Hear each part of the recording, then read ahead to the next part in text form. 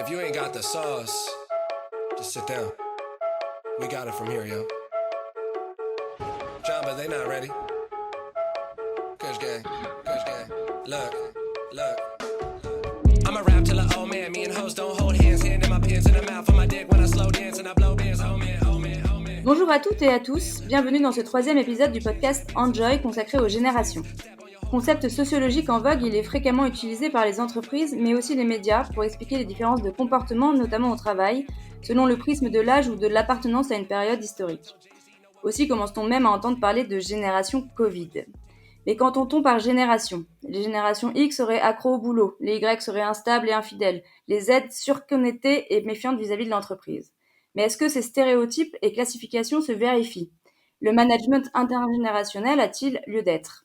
Pour en débattre, nous recevons aujourd'hui Laurent Giraud, chercheur et maître de conférences à la Toulouse School of Management, notamment auteur de la thèse « L'intention de quitter une entreprise, une approche par l'étape de carrière et l'appartenance générationnelle du salarié », qui questionne entre autres la fidélité salariale des générations dites Y. Laurent Giraud, bonjour.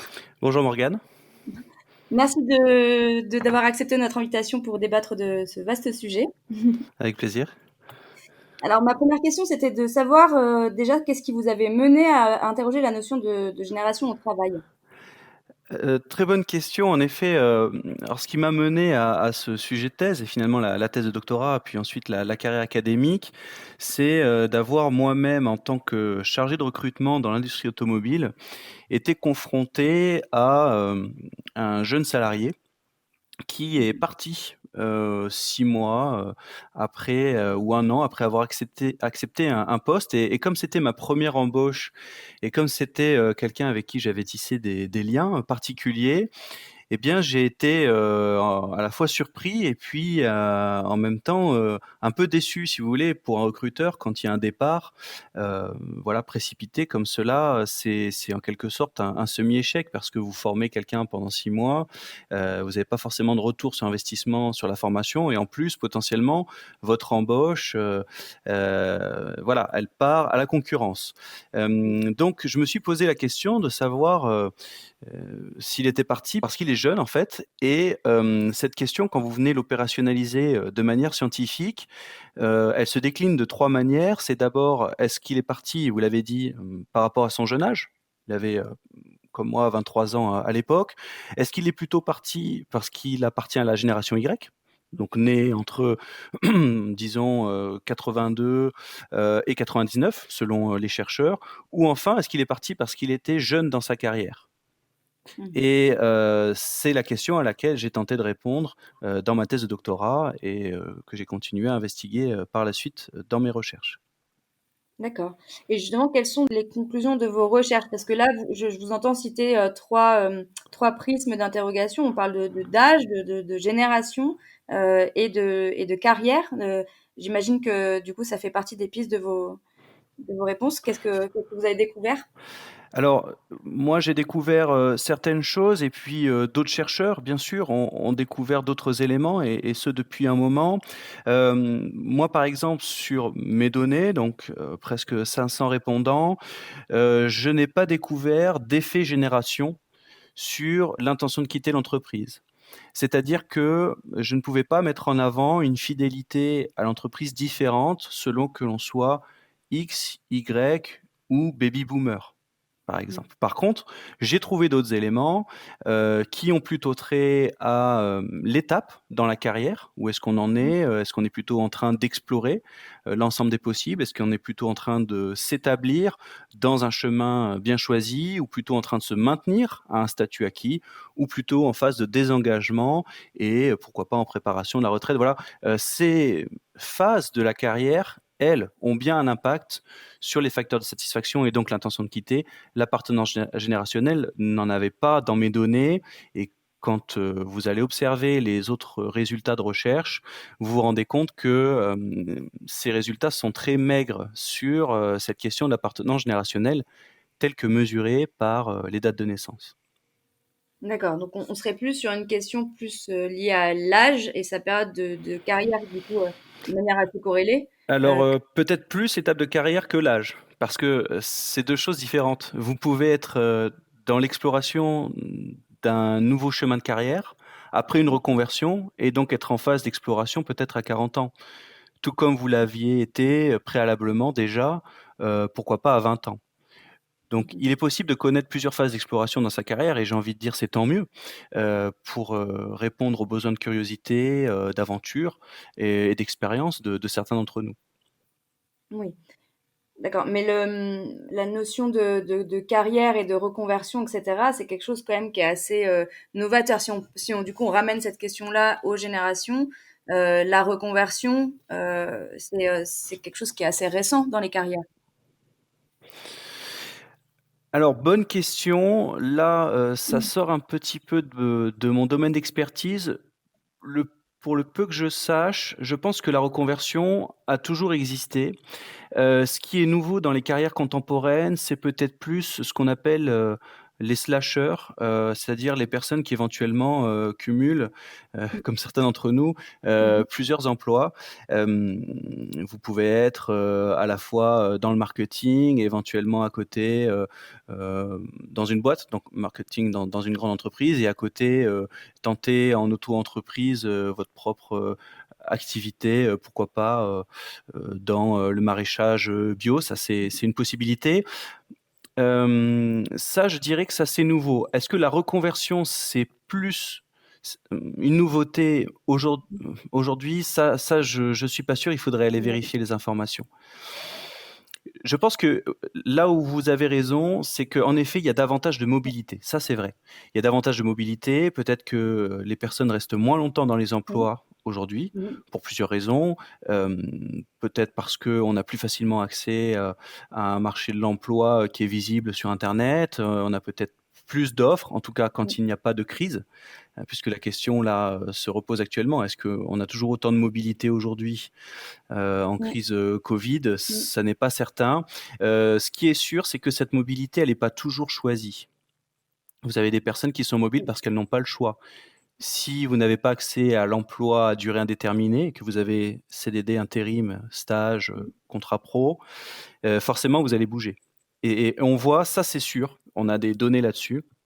Les nouveaux contrats sont principalement des contrats à durée déterminée. Là, aujourd'hui, vous avez en France, 80-90 des nouveaux contrats qui sont des contrats à durée D'accord. déterminée. Voilà, ce qui n'empêche pas l'ensemble de la population d'être plutôt De embauché en pouvoir CDI, comprendre, ouais. parce que c'est ce qu'on a Mhm. fait pendant des décennies. On va avoir, 80 de la population qui est encore en CDI, mais cette proportion baisse considérablement et régulièrement depuis plusieurs années et avec le Covid, Oui. ou la Covid, comment voilà, peu importe, ça risque de continuer D'accord. dans ce Alors sens-là. je rebondirai, plus tard dans cette interview sur ce que vous venez de dire parce que la question de la précarisation, hein, parce que c'est un peu le terme qu'il faut utiliser des contrats et de l'emploi est très intéressante, liée à la question de la génération. Mais du coup, pour revenir vraiment au début de la génération entre guillemets, je voulais vous demander, à partir de quand vraiment on a commencé à parler de génération et à conceptualiser les générations et ce dans quel but? Alors, ça fait, plusieurs questions, en même temps. Je dirais que, dans la littérature académique, en tout cas, on voit la première définition, qui est utilisée en gestion et qui nous vient des collègues sociologues que sont Howe et Strauss, dans les années 2000. Cela dit, heu, le concept de génération existe depuis bien longtemps, mais on se pose la question du lien entre génération et l'environnement de travail, je dirais, depuis les années 2000 et on a des travaux par contre qui sont beaucoup plus vieux là-dessus.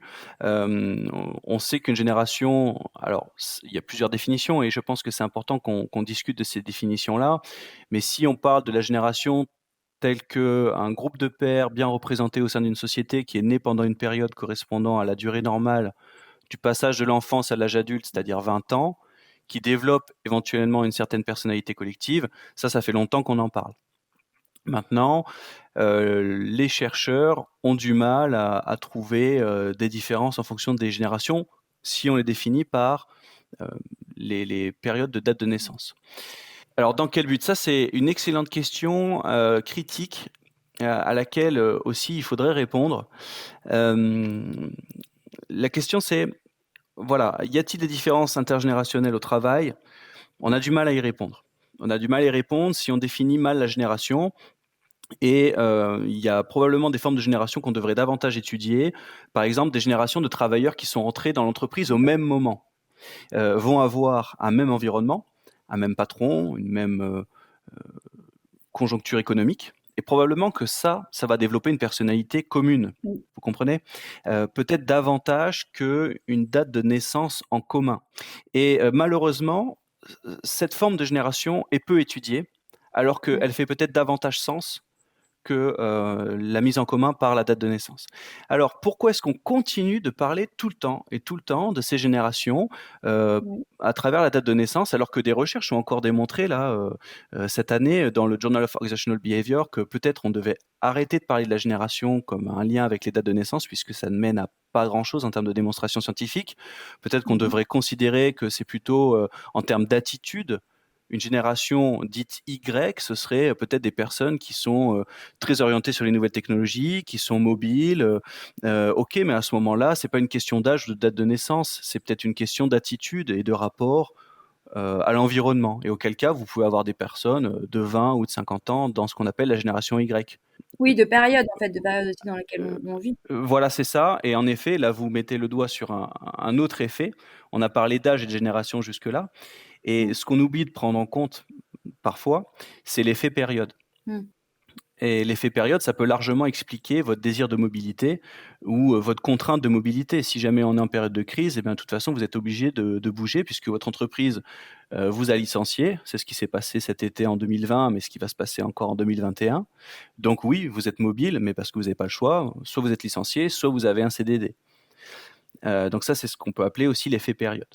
Et pourquoi est-ce qu'on continue de parler de génération par, les dates de naissance? Et bien, je pense que, parce que le sujet est en quelque sorte attractif et facile à vendre. Je crois que c'est ça. D'ailleurs, si vous regardez les écrits de Jean Pralon, vous verrez que, la première fois, quand on s'est emparé du sujet de la génération en sciences de gestion, eh bien, c'était d'abord du point de vue marketing.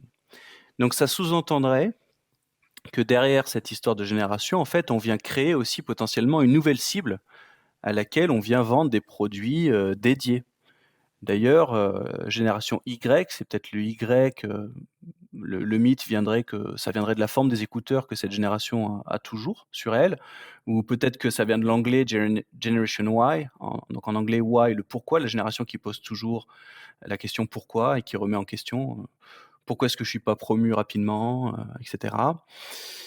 Voilà, donc ça pose d'autres questions. D'abord, est-ce qu'on n'a pas derrière, créé une cible marketing? Ensuite, est-ce qu'on vient pas derrière ce problème de génération Y, simpliste à outrance, est-ce qu'on vient pas y dissimuler d'autres problématiques plus complexes à gérer? Par exemple, les relations d'emploi qui se sont tendues quand même en entreprise.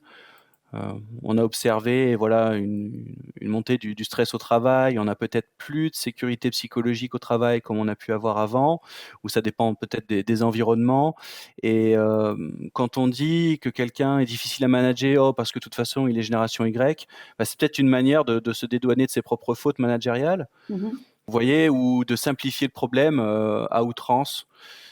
Voilà. Ouais, ça me fait justement, rebondir sur un article du journaliste de Vincent Coquebert qui parle aussi en ce sens, là puisque je cite, il dit que si justement le concept de génération par tranche d'âge, perdure, et c'est les croyances autour de ces générations, c'est parce qu'elles contribuent à fournir aux individus des clés de compréhension du monde qui préservent leurs intérêts, leurs objectifs et évidemment leur position. Donc selon lui, il y a un peu, l'intérêt, pour certains dirigeants ou managers aussi d'asseoir ces concepts-là pour justement justifier, l'échec, leur échec à comprendre ou à manager ces personnes-là. Oui, tout à fait et votre approche, vous voyez, elle commence déjà à être, complexe et de toute façon, l'environnement et la vie est quelque chose de complexe à décrire et à observer.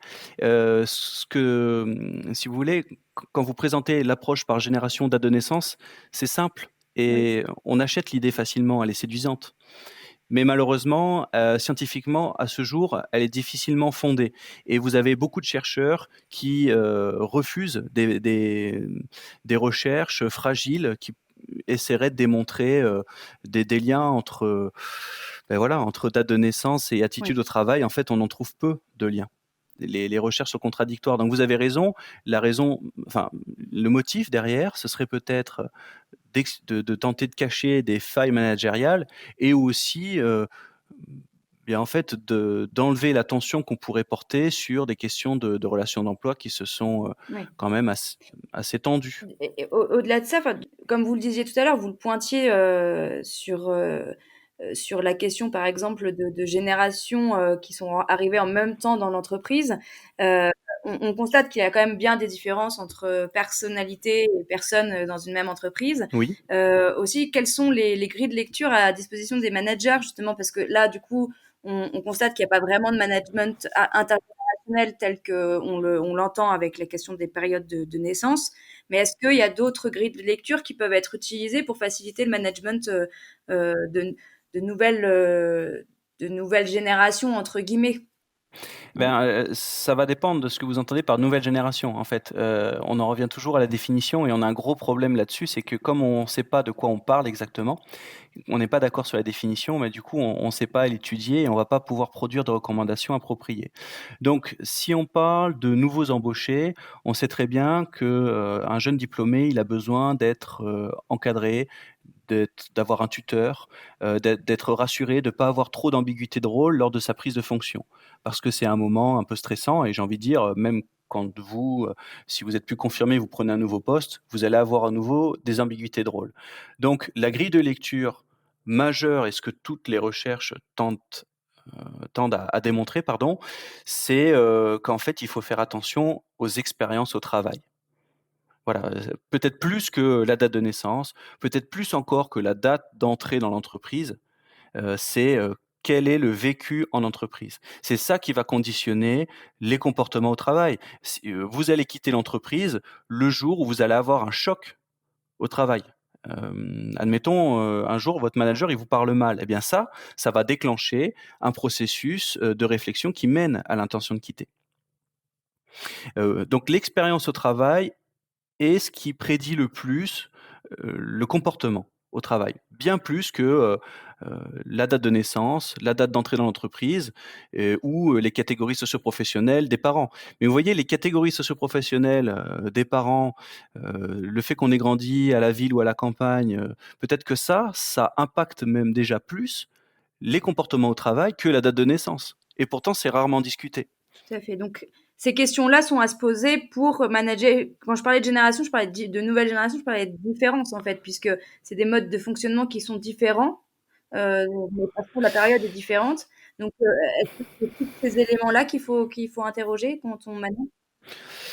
Alors la question est complexe, je pense qu'il est nécessaire aussi d'individualiser la gestion. C'est-à-dire que, au sein d'une même génération, que vous preniez l'âge ou que vous preniez la date d'entrée, vous allez avoir des différences, en termes de facteurs de motivation. Tout le monde n'a pas les mêmes valeurs, tout le monde n'a pas les mêmes motivations au travail, donc il va falloir, proposer, si on a le temps et les ressources nécessaires, si vous voulez, des techniques de gestion à la carte, si c'est possible. Il y a des personnes qui sont plutôt portées sur l'autonomie, d'autres sur la réussite, la promotion éventuellement. Donc il faut essayer de trouver les facteurs de motivation de chaque individu.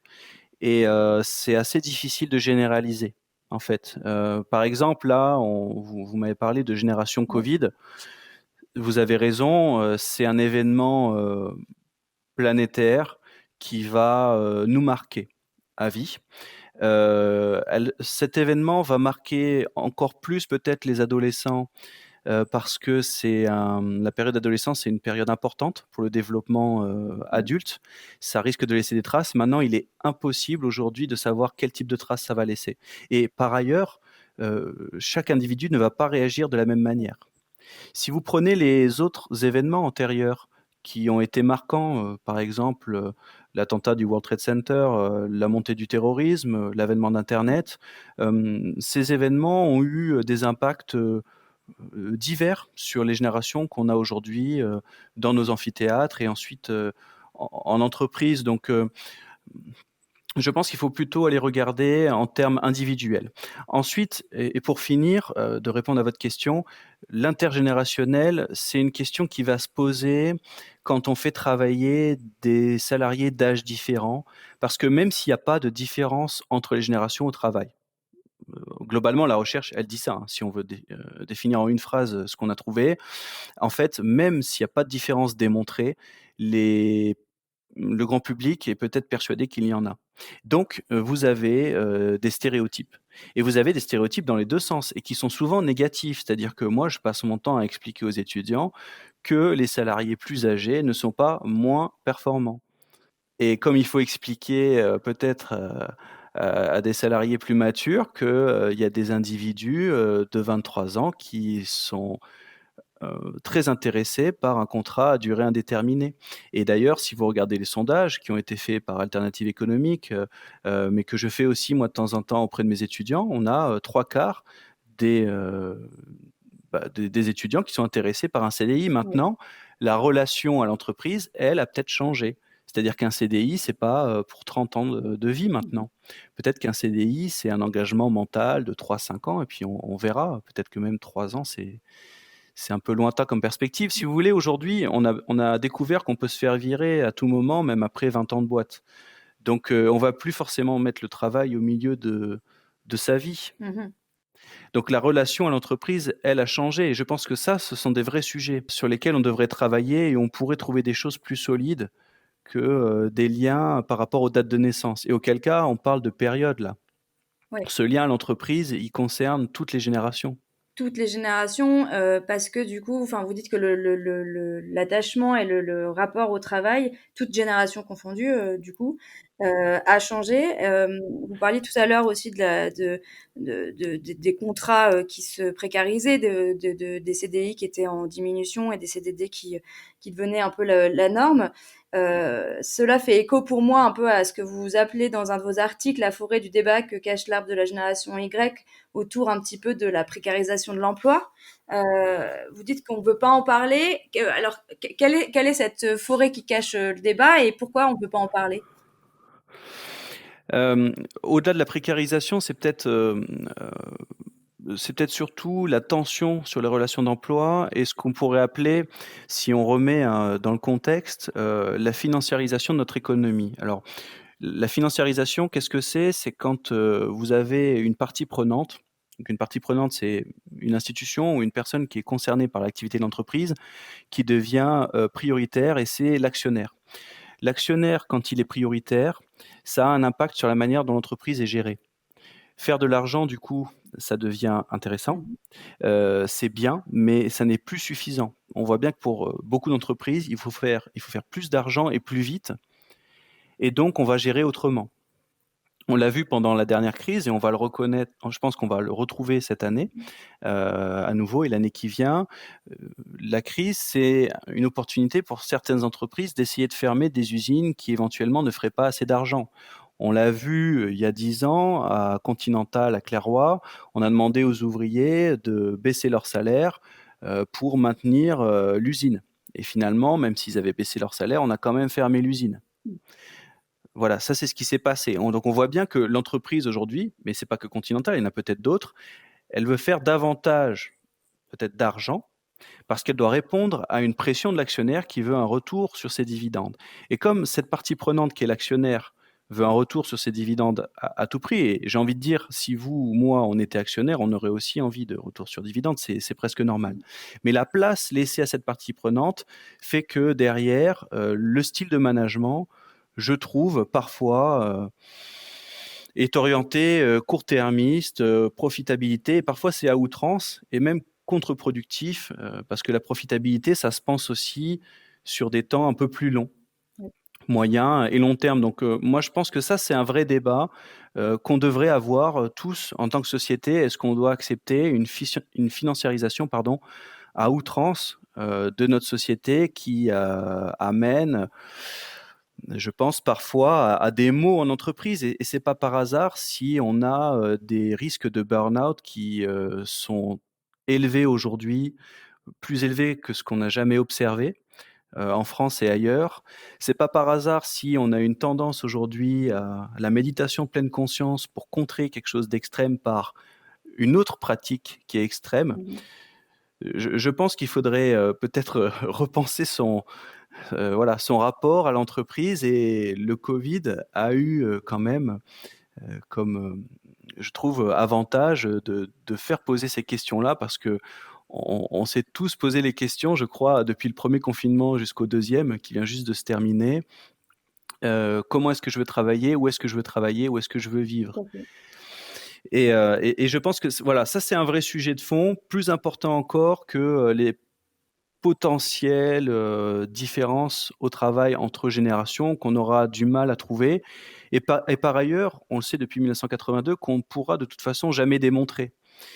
Vous avez un bouquin de Kessler et Masson qui date de 1982, qui montre qu'en fait, même si vous avez des données parfaites, c'est-à-dire vous suivez des jeunes, qui ensuite deviennent vieux et cetera, sur 100 ans, derrière vous comparez les mesures, vous serez toujours dans l'incapacité, en fait, de distinguer l'effet d'âge, de l'effet génération, de l'effet période. Oui, Ce sont 3 effets, en fait, qui viennent s'entremêler, oui.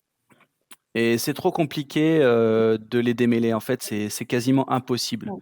théoriquement et en pratique. Ce qui a fait que, en fait, moi, j'ai arrêté de faire des recherches là sur les générations, c'est trop complexe. Oui. On pourra rien démontrer, de De convaincant. plus que ce Bah, que on pourra rien démontrer tout court. Si vous voulez ma conviction, personnelle et profonde, et c'est celle-ci. D'ailleurs, moi, par exemple, il y a des fois, et c'est pas que la mienne, hein, des fois j'ai proposé, des recherches où je parlais de génération, et on m'a dit: «Mais, parlez, d'autre chose, pas de génération dans la recherche que vous allez nous présenter, dans une conférence, hein, scientifique. oui, Parlez-nous seulement des étapes de carrière, mais pas de l'appartenance générationnelle». d'accord. Oui, parce que ce n'est même plus une variable qui est, C c'est pas une variable pertinente. pertinente. Ouais, si je puis me permettre, moi je le constate, à mon échelle autour de moi, que effectivement la question de génération n'a pas grand sens, notamment quand on parle de mobilité ou de questions, par exemple, de recherche de sens dans son travail, parce que ça, c'est quand même très, attitré à la génération, Y et Z. Or, je Oui. constate, comme vous le disiez avec le covid, que cette question du sens dans son travail, elle se généralise, et ce, peu importe, l'âge, ou la gé La date de naissance. voilà, ou la date de naissance. Mmh. C'est quelque chose qui, pour le coup, qui est périodique, qui est sociétal. Je crois aussi, Mmh. comme, on dit que la génération Y serait plus individualiste, mais je pense qu'on peut dire la même chose de l'ensemble de la société. C'est ça, c'est plus quelque chose de global au final que quelque chose attitré, Oui, et de plus en plus de chercheurs, suggèrent cette piste-là. En fait, les chercheurs, ils en sont à se dire aujourd'hui: «Bon, il va falloir qu'on travaille sur la définition». Ça veut dire quoi génération? Parce que si c'est des dates de naissance, mmh, c'est trop compliqué, parce que déjà, il va falloir choisir où est-ce qu'on met la limite. ouais, Il y en a qui considèrent que génération Y, c'est à partir de 79, d'autres c'est 82. mmh, Par ailleurs, la génération Y, est-ce que ça fait sens en Chine? Bah, peut-être pas. On voit bien qu'il y a des recherches en Chine sur, les générations. Eux, ils ont pris, pré-réforme, pendant la réforme et post-réforme. mmh mh. Donc eux, ils ont pris des générations de 10 ans. Et 10 ans, non, ça correspond pas à la définition de base qui était de dire, une génération, c'est quand on passe à l'âge adulte. Donc normalement, c'est 20 ans, c'est pas 10 ans. Ouais. Mais vous voyez, selon le contexte, en fait, ça fait sens 10 ans, et parfois ça fait pas sens. Oui, donc tout dépend d'où on se place, de quelle dans quelle culture on se place aussi, Bah, ce qui va expliquer les attitudes au travail et les comportements, ce sont davantage les expériences, éventuellement vos valeurs, voilà. ouais.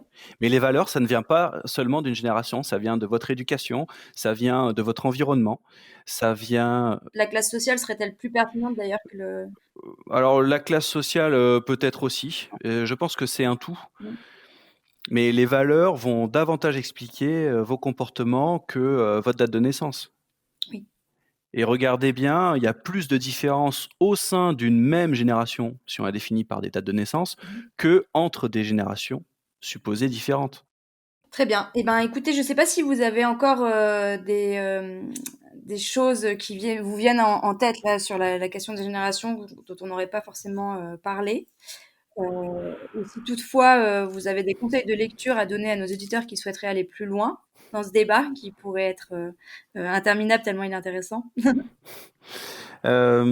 Écoutez, je pense qu'on a fait le tour. Le plus important peut-être, c'est de remettre ses perceptions en question, parce que c'est très facile de tomber dans des biais de perception en fait, et de donner à des générations ou à des âges des qualificatifs. Et le stéréotype est facile. Oui, Voilà. Et donc, si j'avais un conseil à donner, c'est d'essayer de travailler sur soi, et c'est un travail que je fais moi aussi, pour éviter d'associer, de généraliser en fait, trop facilement, hein. C'est impossible de généraliser à ce jour. d'accord. Donc on ne conseille pas les formations sur les générations Y ou Z pour les professionnels. Bah, alors après, si vous voulez, on peut faire des affaires avec à peu près tout et n'importe quoi. Ça a toujours existé. S'il y a des formations à faire sur l'intergénérationnel, Mhm. c'est peut-être sur ce défi qui est, lui, existe plus que les réelles différences, c'est de faire travailler des personnes qui n'auraient pas le même âge. Oui, Voilà, faire travailler des jeunes avec des moins jeunes. Parfois, ça peut être un défi parce qu'il y a ces stéréotypes-là, justement. Donc, je dis pas que une formation est inutile. Je pense que ça pourrait être intéressant de discuter de ces questions. Comment on fait collaborer des personnes qui auraient des stéréotypes, puisque l'enjeu derrière, c'est d'avoir de la diversité. Vous savez, dans les équipes, quand on a la diversité, si on arrive à bien la gérer, mhm. généralement, on a une meilleure performance collective. Parce qu'on va avoir plusieurs points de vue sur une même problématique. Et donc, en fait, si vous travaillez avec que des jeunes ou que des moins jeunes, vous risquez de perdre en diversité. Et là, il y a un risque pour la performance. Donc, il y a peut-être un vrai sujet, un risque que les personnes de profils divers, par exemple d'âges différents, n'arrivent pas à collaborer. Bon, et peut-être qu'il faudrait travailler là-dessus si vous avez un souci là-dessus. D'accord. Plus s'interroger sur le management de la diversité finalement, donc, sur l'âge ou. Oui, sur le déconstruire des stéréotypes qu'on pourrait avoir, mais si on a à s'interroger pour fidéliser un salarié, par exemple, il faut à tout prix faire attention aux expériences vécues dans l'entreprise. Voilà, c'est beaucoup plus important et beaucoup plus pertinent que la date de naissance, le lieu de naissance. Finalement, vous avez réussi à savoir pourquoi votre jeune recrue, Mmh. votre carrière a mis des pales? Ouais, alors il semblerait que c'est quelqu'un qui avait, comme on dit, peut-être un peu les dents longues, et qui voulait peut-être plus de responsabilités plus vite. D'accord. Voilà, ce qu'il a pu trouver ailleurs, mais alors c'est assez cocasse qu'on s'appelle et qu'on parle de lui, parce qu'il m'a contacté cette année, parce qu'il voulait changer à nouveau. Et donc il est pas forcément plus heureux là où il est parti.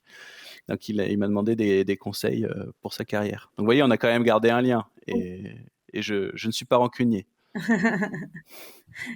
C'est une grande boucle du coup, parce que là, ça fait quelques années et vous revient, c'est effectivement assez cocasse. Ouais, et puis vous voyez, ça nous permet aussi de boucler l'entretien. Tout à fait. Donc merci à lui, merci à vous surtout. Ben, merci à vous pour votre temps, et de faire passer, voilà, cette approche un petit peu critique. Je crains qu'elle ne soit pas majoritaire. C'est fort possible, mais justement, c'est là l'intérêt, c'est aussi de pouvoir poser des questions sur des sujets où des fois la dogma est un peu écrasante. Ouais, ouais, on a besoin de visions alternatives, et comme en économie, de visions hétérodoxes, pour repenser ce qu'on considère comme normal. Tout à fait.